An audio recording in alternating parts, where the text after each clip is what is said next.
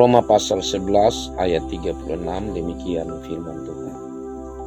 Sebab segala sesuatu adalah dari Dia, dan oleh Dia, dan kepada Dia. Bagi Dialah kemuliaan sampai selama-lamanya. Ya, Dia ini Tuhan. Jadi kalau saya mau pakai kata Tuhan, bunyinya demikian.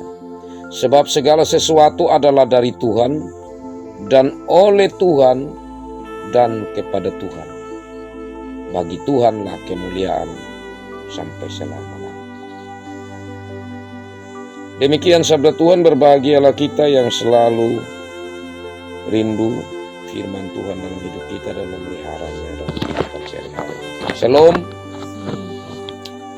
Kekasih-kekasih Tuhan, ini kalimat ada bagian yang kita sering dengar. Secara umum dalam perjalanan berbangsa bernegara, terlebih khususnya kalau berbicara tentang rakyat dan pemerintah. Ada kalimat yang mengatakan dari rakyat, oleh rakyat, dan untuk rakyat. Yang dimaksudkan adalah bahwa pemerintah yang ada itu dari rakyat, sehingga ada pemerintah. Dan apa yang dilakukan oleh pemerintah itu semua merupakan apa yang dibutuhkan oleh masyarakat, yang tentu diperuntukkan segala program-program pemerintah itu untuk rakyat. Jadi pemerintahnya bertugas untuk mengelola.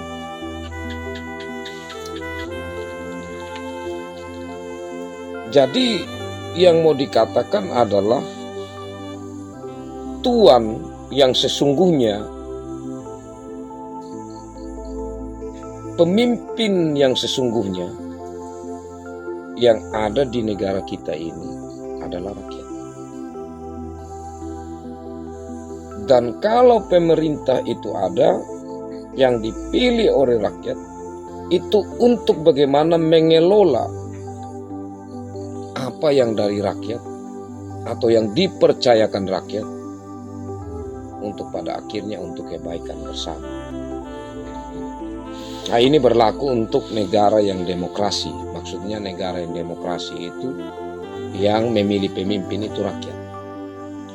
Tapi ada negara-negara tertentu yang itu dia kerajaan. Jadi dia punya bapa raja, nanti sebentar turun lagi dia punya anak, dan selanjutnya tidak perlu pakai pemilihan dari rakyat. Nah, kalimat itu muncul di sini. Tetapi ini berbicara tentang Tuhan. Apa yang dimaksudkan dari kalimat segala sesuatu adalah dari Tuhan, oleh Tuhan, dan kepada Tuhan. Kekasih-kekasih Tuhan, kita menyadari bahwa segala sesuatu yang diciptakan di dunia ini itu dari Tuhan. Dan manusia diciptakan Tuhan untuk segala sesuatu yang sebelumnya Tuhan ciptakan untuk manusia. Jadi manusia ini ada di tengah. Semua Tuhan ciptakan, habis itu baru manusia. Apa maksudnya? Segala sesuatu yang diciptakan Tuhan ini sebenarnya untuk manusia. Karena itulah maka Tuhan mengatakan setelah Tuhan menciptakan sesuatu dan kemudian Tuhan menciptakan manusia, Tuhan bilang, kuasailah bumi ini. Kuasailah ikan-ikan di laut, burung-burung di udara. Ini menunjukkan bahwa segala hal yang ada di bumi ini itu di bawah kuasa manusia. Karena itulah maka Tuhan sangat marah kalau dalam perjalanan kehidupan manusia, termasuk dalam sejarah Alkitab, itu ada yang menyembah ciptaan Allah yang lain, menyembah benda-benda, menyembah ternak tertentu. Itu dipandang sebagai satu kesalahan besar. Kenapa? Karena manusia ini di atas dari segala sesuatu yang ada. Justru segala sesuatu yang ada itu di bawah kuasa manusia, bukan mereka lagi yang di atas kuasa atau yang menguasai manusia. Nah, itu yang pertama untuk mengingatkan kita bahwa sesungguhnya segala sesuatu yang ada yang Tuhan ciptakan ini, itu kitalah penguasanya. Nah, tapi pertanyaan yang kedua, tanggung jawab yang Tuhan kasih kepada manusia ini, bagaimana untuk mengelolanya?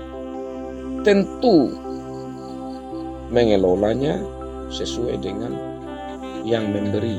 Seperti kalau tadi, bagaimana pemerintah menjalankan akan pemerintahannya, ya sesuai dengan apa yang diharapkan oleh masyarakat. Bagaimana manusia kita menjalankan akan tanggung jawab kita terhadap alam semesta ini, ya itu adalah apa yang diberikan oleh Tuhan. Tanggung jawab itu dalam hal ini seperti saat setelah Tuhan menciptakan Adam dan Hawa, Tuhan katakan, peliharalah taman ini, taman Eden.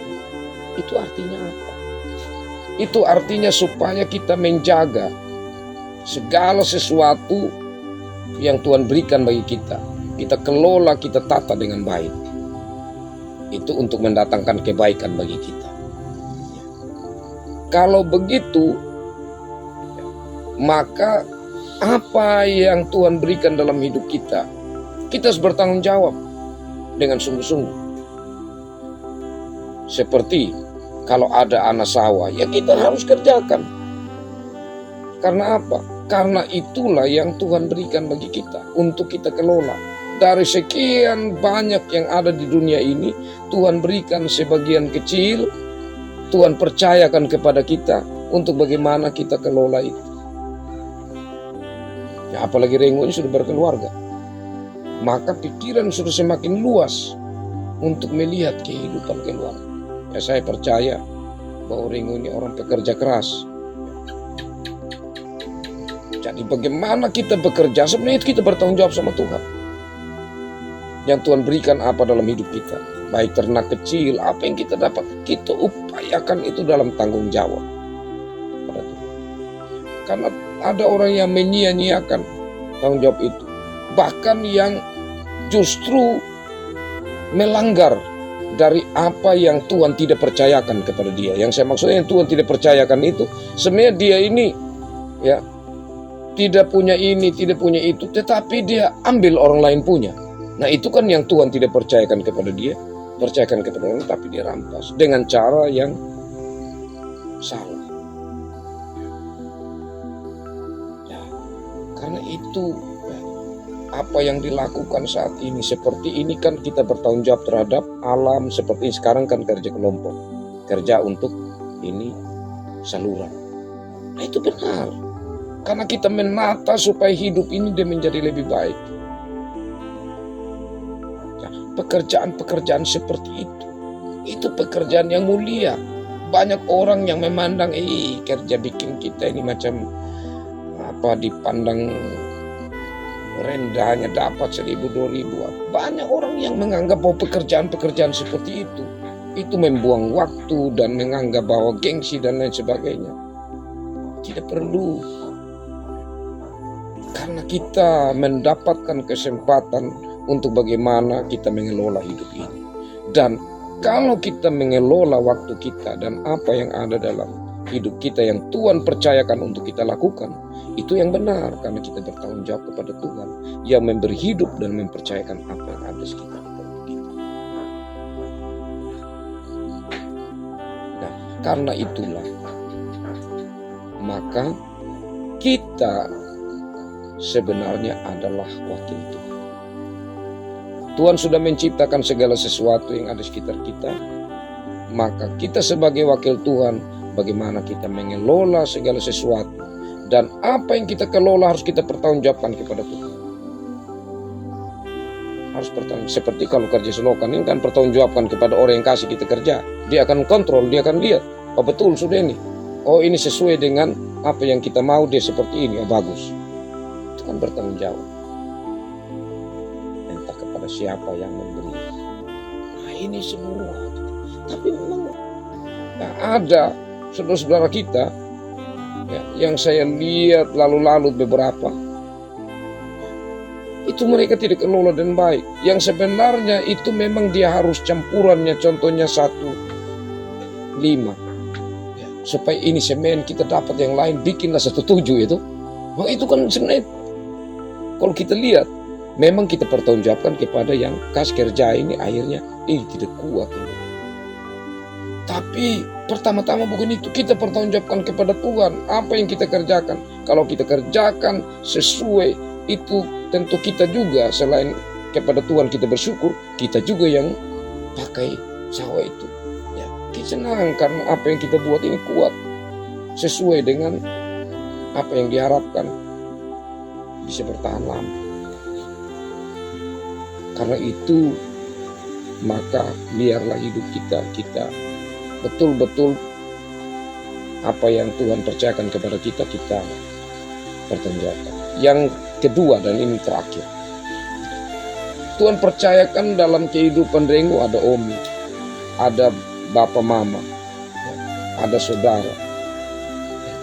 Ini semua siapa yang kasih? Tuhan yang kasih untuk ada di dalam kehidupannya Rengu. Nah, karena itu maka hubungan kita itu kita harus pertanggungjawabkan kepada Tuhan. Pertanggungjawabkan kepada Tuhan. Saya bersyukur karena ya Lucy, Shirley harus bersyukur karena Rengu yang selalu ada dengan Bapak Mama di sini. Dan Omi harus bersyukur karena Tuhan berikan seorang suami yang betul-betul bertanggung jawab.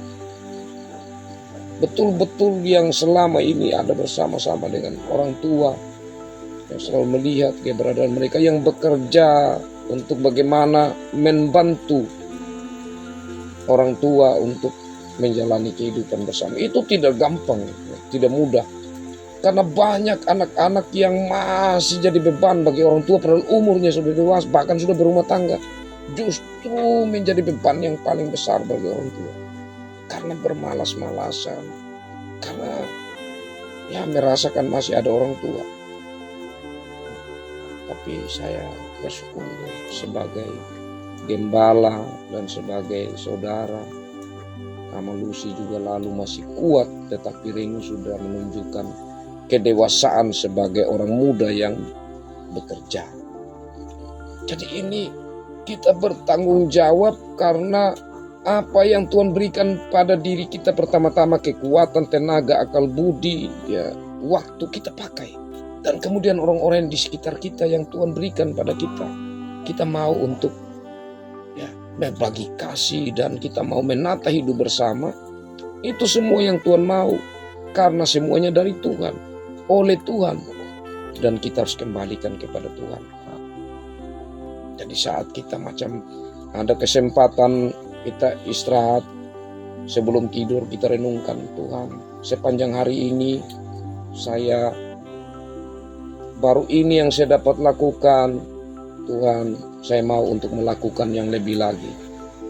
Saya mau mendoakan orang tua saya. Saya mau untuk mengasihi ya, orang yang Tuhan tempatkan dalam hidup saya. Begitupun Omi. Omi juga merenungkan bagaimana Tuhan menempatkan orang tua keluarga di dalam kehidupan terutama ini. Biarlah apa yang kita sudah dapatkan dalam hidup ini, kita kembalikan kepada Tuhan, kita mengucap syukur sambil bertanggung jawab terus untuk menata hidup ini. Apa yang dapat kita lakukan, kita lakukan. Hargai waktu yang Tuhan berikan. Itu tidak mudah, tidak gampang. Hal-hal kecil yang dilakukan, banyak orang menyepelekan. Namanya petani. Kita punya kantor itu kebun, kalau ada sawah-sawah. Ada pekerjaan apa? Sebagai petani. Apa yang dapat kita lakukan? Meskipun itu kecil, 1-2 pohon lombok, apa yang kita dapat tanam, apalagi macam minggu yang lalu itu sampai bisa dapat kuda dari semangka.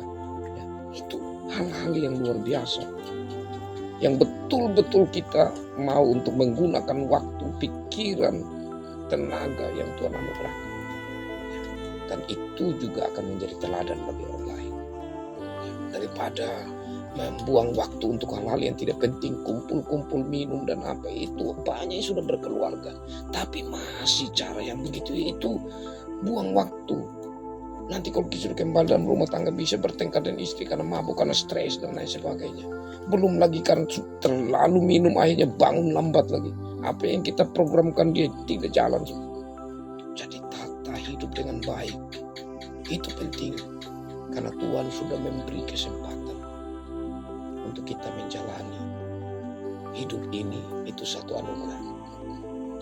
Dan biarlah kita menemukan apa yang dapat kita nikmati dengan Tuhan dalam hidup ini. Tantangan itu pasti tetap ada, tetapi bersama dengan Tuhan kita akan menata tantangan itu menjadi sesuatu yang membawa berkat dalam hidup kita. Karena kita percaya bahwa di balik sebuah tantangan yang Tuhan izinkan, pasti kita berjalan bersama-sama dengan Tuhan, kita akan temukan hal-hal baik apa yang Tuhan sediakan. Jadi demikian itu Lengu.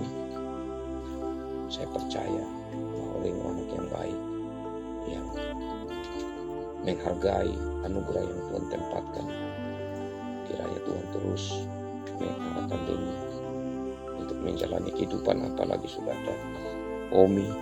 Biarlah Omi juga apalagi sebagai anak Tuhan yang baik, yang selalu dekat dengan Tuhan, yang terus mendukung apa yang digumuli dengan doa dan apa yang mau diusahakan secara bersama-sama dalam keluarga.